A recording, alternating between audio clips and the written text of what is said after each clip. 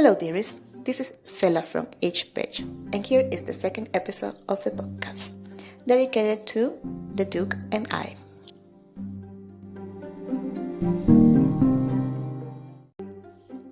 This was a book that gave me quite a surprise in terms of the time it took me to read it. I could have read it in like 2 days, and definitely not in a month, which is how long it took me, and it made me not read anything else for a month, and not in a good way. The Duke and I is the first book in the Bridgerton series.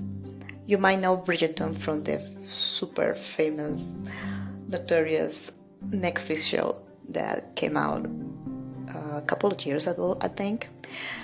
And yes, I first watched the show and then I read the book, thinking that it would be just as great.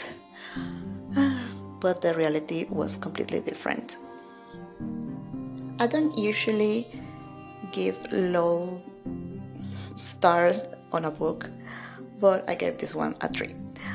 And not because I didn't completely like it, but because there was many things that really threw me off, and because of the time it took me to read it. I'm sorry for all the fans out there, but this is how it went. The Duke and I is set in the early 1800s, and at the first pages you just know that there's someone out there running a gossip column. If you're thinking Gossip Girl, think it, because it will come out in all forms and shapes. After you read the first part of the book, you start to meet the Bridgertons, or brothers and sister, and there are younger sisters that you don't get to see that much. They are not that into the main scenes of the book, maybe because they're younger. Not as in the show. I'm sorry, I'm comparing the show and the book, but this is what I can remember. And the show you see everyone there, but in the book it's different. And when the three older brothers, Anthony, Benedict, and Colin is my favorite of the three, when they're in the scene, it's a lot better, and you can actually read the book more freely, and you get more stuck into it. When it's just Daphne, it's completely different, and you just want to shake this girl and say, "What's your problem?" Please bear in mind that I did enjoy. I repeat the book because I wouldn't be doing this if I hadn't. Even if I gave it 3 stars, I don't finish a book unless I actually, find something interesting about it. After we meet Simon, our male protagonist, and I wanted to, feel some sort of, how can I say it, sympathy to the guy, but seriously, his reasoning for what he did and how he was, it was just, dumb.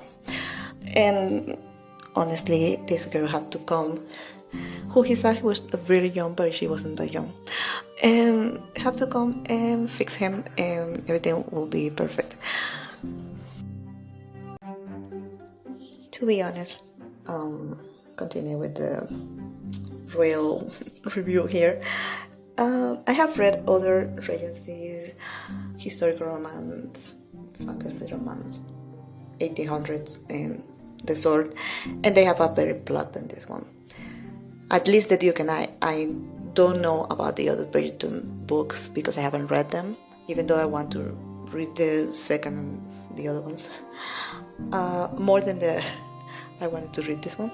When I started this book, I was full of hope that it would be great, and it actually, and then gave me the feel of I want to reread it again.